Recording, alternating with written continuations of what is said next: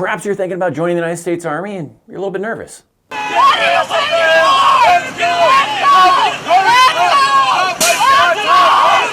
Basic training can be scary. Sometimes it can be a little bit nerve-wracking.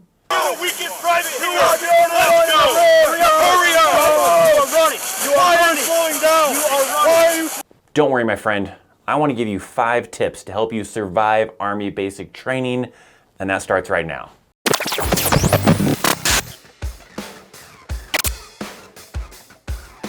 It can be very common to be nervous about Army basic training. It's something new, something you've never experienced before, and you don't know what to expect. Maybe you've seen videos, maybe you've seen movies, and you're not sure what the reality of it is, really. It's a stressful environment for a reason. It's there to get you prepared for, in the situation that you're in combat, then you can handle working in a stressful environment. And if you can't handle the stress of Army basic training, how the hell are you gonna handle the stress of a combat zone? So it's designed to purposely be stressful. So I'm laying out 5 things that I'm gonna explain in depth to you about some things to hopefully help you survive Army basic training, so that way you can get through it, get out of that training environment and get to your job that you wanna do in the United States Army, but make sure you stick around to the end because I've also got some bonus tips that I also wanna include in here too. First thing, stay motivated, all right? You're gonna hear that all the time. You're gonna hear to go into it motivated, stay motivated, drive through it, be motivated. Basic training sucks, all right? It's not fun. There might be some fun moments, but for the most part, most people don't say that it's fun. I mean, some people might say they had a good time, but overall, it's mostly stressful, mostly sucky, mostly sucks. So you gotta stay motivated in that environment and be aware that that experience you have in basic training, that's not what it's like to be in the Army. That's part of what people kind of fear, is that they're like, holy crap, this sucks really bad. Is this what it's like to be in the Army? I can't do this. I don't want to do this for the rest of my life. I don't want to do this for the next 4 years, for the next 2 years, whatever the case might be. But that's not what it's like in the United States Army. So you got to remember that in the back of your mind. You got to remember, okay, this sucks a lot more than what it normally is like in the regular Army, because really once you get done with initial training, being on active duty and actually in a unit and everything, to a certain extent, it's kind of like having a regular job. There are definitely factors in there that definitely are not like a regular job, but nonetheless, it's not like it is in basic training. Your experience you're gonna have in Army basic training is not gonna be the exact same as what it will be when you actually get to a unit. So some of that can get kind of in the way and get you unmotivated, get you down. And you don't want that to get in the way of you putting forth effort towards your training, because if drill sergeants see that you're down, you're struggling, you're not motivated, they're gonna do whatever they can to try to motivate you, and that doesn't necessarily sound great. It probably just means doing a lot of exercises. In the end, it might not actually motivate you, it might make things actually worse, but nonetheless, it is going to make things worse on you if you don't at least fake it till you make it, I guess you might say. Try to act like you're motivated, right? Get through basic training, move on with your life. One of the really hard kind of things about basic training is mainly gonna be for those individuals who might be married, have kids, because it might be kind of tough being away from that family, right? You're high schoolers, that got out of high school and went off to the Army basic training. Maybe they're happy to be free and away from their parents and off on their own, but those that maybe have a family might be a little bit tougher. So if you find yourself in that situation that you're going off to Army basic training, you've got a child, you've got a spouse, that kind of a thing, you're gonna have to dig deep to probably keep that motivation up, because it'll probably be a little harder for you compared to some of those other individuals that don't have a family waiting for them to come back. And by family, I'm talking about like a spouse and kids. And you might have mother and father waiting for you to come back, but for the most part, a lot of those individuals can handle being away from mom and dad, unless they're really super close to their parents. But it's gonna be hard if you have like a spouse and some children waiting for you to come back. Next tip, don't cheat your body. You'll probably hear that phrase even in basic training as well. Don't cheat your body. I guess that's number 2 thing. Is what that means is that you're gonna be doing a lot of exercises, right? They're gonna whip you into shape and everything. You're gonna be doing physical fitness in the morning. There's gonna be random times where you have to get smoked or whatever. There might be opportunities for you to cheat your body because nobody's looking, right? The drill sergeants don't see you, so everybody's doing some push-ups. Maybe you cheated on 1 or 2 or whatever. Maybe you went to your knees momentarily or whatever. Don't do that. It may seem like the easy thing to do, especially if you're tired, you're exhausted, but in the end, a lot of that's all designed to better you, to get you into great shape, to make you better physically and everything. So do all the exercises, do all the workouts, even if there is a moment that maybe you could possibly kind of slip through the cracks and maybe do a few less push-ups or a few less exercises because nobody's looking. In fact, I would even encourage, if you need it, do some extra, right? I've seen many people that in the barracks, once we were done for the evening, you had a little bit of time for some personal hygiene and everything, maybe a little bit of time to write some letters or something like that. And people would utilize that time a little bit to maybe knock out a few push-ups before they go to bed, right? You got a little bit of time, maybe knock out 10, 20 push-ups, jump in bed and you're off to sleep kind of a thing. Or maybe other times where you have some opportunities to knock out some pull-ups, knock out some push-ups, whatever, if you need it, right? Some of those individuals don't need it, but maybe if you are in that situation, I would recommend, trying to put in a little bit extra effort if you can, if you need it. That way you'll be well prepared. Now, this third one, a little bit tricky, and that tip is stand out or don't stand out. Let me explain that. So this is gonna be tricky in basic training, and you have to kind of make the judgment as to which one you want to do, if you want to stand out or you don't want to stand out. And it's a little bit tricky of a kind of a complex type of thing. Sometimes it's good to stand out, but sometimes it's also bad to stand out in basic training. Let me give you some examples, I guess. So maybe if you are a gung-ho kind of person where you feel like you can help others, you can motivate them, you can help those that are struggling and everything like that, and you are putting forth a lot of effort to do that type of thing, then sure, standing out can be good, and maybe it leads to some great benefits. Maybe you get a little bit extra responsibility to get that experience of you got in charge of this squad, you got put in charge of the platoon kind of a thing, you got designated as the platoon sergeant of your basic training platoon, or maybe even it leads to something cool like you're able to get promoted earlier than everybody else. Sometimes that does happen. If the drill sergeant sees someone who really stands out really well, then they might put in for a waiver and that person might be able to go from like an E1 to an E2 sooner than everybody else, and you get to leave basic training as an E2 or whatever the case might be. Maybe qualify for other things. Maybe an award, right? Sometimes it's a little bit harder to do, but I've seen at times where, maybe they do put forth the effort to put that soldier in for an Army Achievement Medal because they really stood out and they really did a great job. Now, the other side of that, where standing out can be bad though. If you're trying to stand out, you're trying to do all those things. You're trying to motivate others. You're trying to do amazing things, trying to get under the radar of the drill sergeants, to look great and maybe get a promotion, but maybe you're not actually doing as good as you think you're doing. Then that's when standing out becomes bad, because now you think you're doing awesome things. The drill sergeants see that, no, this guy's a kiss ass, or this guy is trying really hard and not doing a very good job. Now you've gotten under the radar and they remember you maybe for the bad reasons. From that, they may decide that they want to pick on you a little bit more than everybody else, because they're like, hey, let's mess with so-and-so. So-and-so thinks they're freaking high speed over here. Let's go mess with them. So then the drill sergeants go and gang up on you, to see if you're doing something wrong. Maybe they catch you smiling, they catch you doing something else, right? And that's their opportunity to lash out on this guy, because this guy thinks he's a total badass and he's awesome when he's not, and we're gonna pick on this guy for it. So in that kind of instance, it ends up being a bad case of standing out. Which one you're gonna fall under, you gotta know yourself. Maybe ask others kind of a thing, hey, does it seem like I know what I'm doing? Should I do this? Should I not do that? It's kind of a tough situation. Standing out sometimes can be good. Standing out can sometimes be bad. And sometimes it's best to just fly under the radar, get through Army basic training, and save that high speed stuff for your unit when they do actually probably care a little bit more. Your drill sergeants are there to train you. They're there to train you to get you ready for the regular Army, to go off to your unit and do your job, to go off to AIT, all that fun stuff, right? They really don't care too much if you're some gun-ho person. Some might, but others, they just kind of want to do their job of getting you through this initial training. Your leadership at your unit should hopefully care about that stuff. You're trying really hard, and even if they see that you're not doing very good, hopefully they're motivating you to say, hey, I like the initiative that you're trying to give here. You're just executing it not very well. Try it this way, right? Or whatever. Those individuals, is going to be a better impact on, hopefully getting promoted, getting awards, getting a little bit of leadership responsibility types of things at your unit. Basic training, sometimes hit or miss. Sometimes, sure, it can result in a little bit of that temporarily for that short time, or it could just get you on their radar to be picked on more. Tip number 4, don't fall asleep, right? There's times when you should fall asleep because you're going to bed, but there are other times when you should not fall asleep.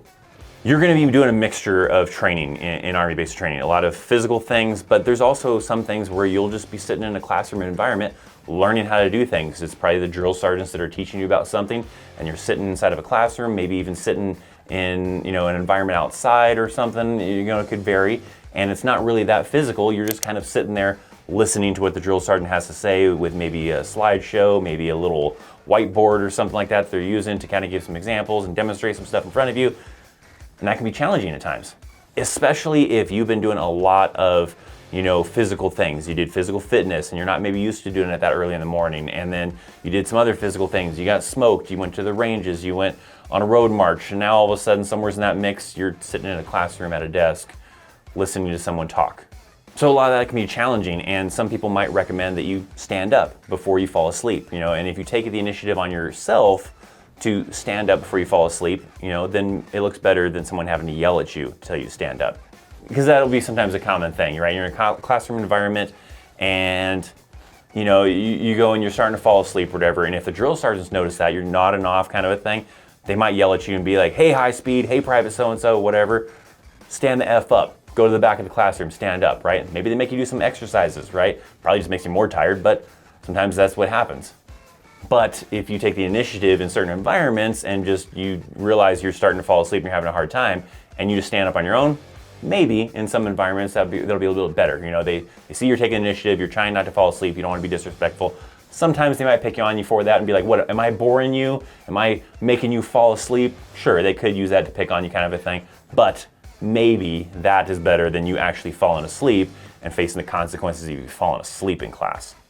Tip number 5 now. I got some extra ones though, but this 5th one that I want to tell you about, go into basic training in at least decent shape.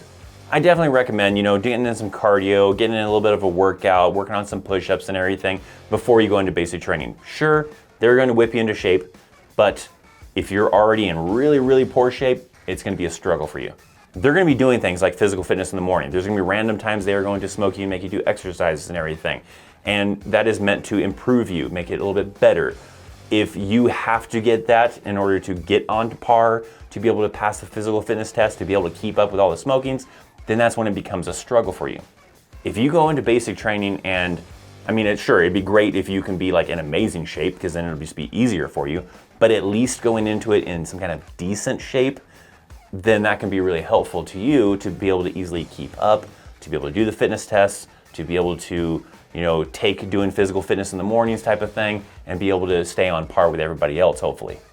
Other people are going to be in probably different types of shape. Some people might be in amazing shape. Some people might be in really horrible shape, and you can outdo them, right? Because they did not take advice from me or anybody else to make sure to work out or get into shape before they go off to basic training. And you'll see that they will have a hard time. They will struggle through the smoke sessions, through the morning PT, through passing the Army Combat Fitness Test, all of that stuff. So make sure you put in the effort prior to. You may have to put in a lot of effort, maybe only a little bit of effort. And how far in advance is really going to depend on you, right? You have to look at, what shape you're in and how far out might you possibly ship off to basic training to get an idea. Do I need to start this now, immediately, like tomorrow type of thing? Or am I in pretty good shape right now, then I just kind of need to maintain it before I ship off? When I went off to basic training, I was in okay shape. I wouldn't say I was in great shape. There was certain areas I struggled in, mainly like upper body. I was pretty good already on cardio because I was a pretty active guy, pretty active person in high school as far as like going off and doing things with my friends, riding bikes, rollerblading, I guess. It was a cool thing back then. So I had okay cardio, but I really wasn't doing anything like working out, doing push-ups or anything. So that part I did struggle with. So if I was to like try to fix something before I was gonna go off to basic training, I probably should have done stuff like that. And maybe you're in that same kind of boat, maybe the reverse kind of way. Maybe you're good physically with like push-ups, but not very good with cardio. You gotta find where you need to work on so that way you can go off to basic training in decent shape and not struggle throughout the whole process, because otherwise it just makes it harder to get through basic training if you are struggling. Now, I actually have 5 more, but we'll do these ones a little bit more rapid. Those first 5 that I kind of mentioned were explaining them a little bit more in depth to give you a little bit more context with things, but there are definitely more than just those simple 5. I got actually 5 more, but these ones are a little bit more rapid fire, okay? So let's dive into that real quick, all right? First one, don't make eye contact. If you're talking to a drill sergeant, try to look past them. There might be times when sure it is appropriate to make eye contact. Otherwise, for the most part, avoid making eye contact when you're talking to a drill sergeant. Just stand at attention, stand at parade rest, and looking kind of straight forward, but not directly into their eyes. That's creepy. And it also probably gets you yelled at, so avoid eye contact. Another one, don't smile, okay? They're probably gonna try to break you. They're gonna try to make you laugh, try to make you smile. Don't do it, don't smile. Wipe that grin off your freaking face! You understand? Why are you having a problem listening to the breakfast that I'm getting? Why are you having a freaking problem understanding that you're not supposed to smile at a freaking drill sergeant, when he's giving you a directive, what is your problem, Private? Sound off! Tell me right now, what is your freaking problem? Why can you not watch that girl off your face? Get down! Get down! Get up! You got to kind of try to maintain discipline. It's just this whole thing of you trying to be professional and you trying to maintain discipline and everything. They want you to smile because it's an opportunity for them to have a little bit of fun and smoke the crap out of you, maybe make you better type of thing too still. But don't smile, all right? Try to keep a serious face. If you have to practice that beforehand, have one of your buddies yell at you. That'll probably be the best way to do it because that's probably gonna be hard to not crack a smile. One of your friends is trying to yell at you like they're a drill sergeant. When neither of you have that experience, maybe some good practice. Another one, don't lean against anything. You might have a moment where you're like, standing in a hallway, standing outside of a building or next to a building, and your natural instincts might tell you, hey, I'm gonna lean up against this building or whatever, kind of take a little bit of a load off. Don't do it. Drill sergeants catch you leaning up against something, they're gonna probably yell at you for it. They're gonna say, hey, I'm so glad you can lean up against this wall and keep it up for me. And they're gonna yell at you and say, get the F off my wall, stand the F up, right? They're gonna do something, they're gonna pick on you for leaning up against stuff. Unless they specifically tell you to lean up against this wall or something like that, don't lean up against anything. Another quick tip, eyes front in formation especially.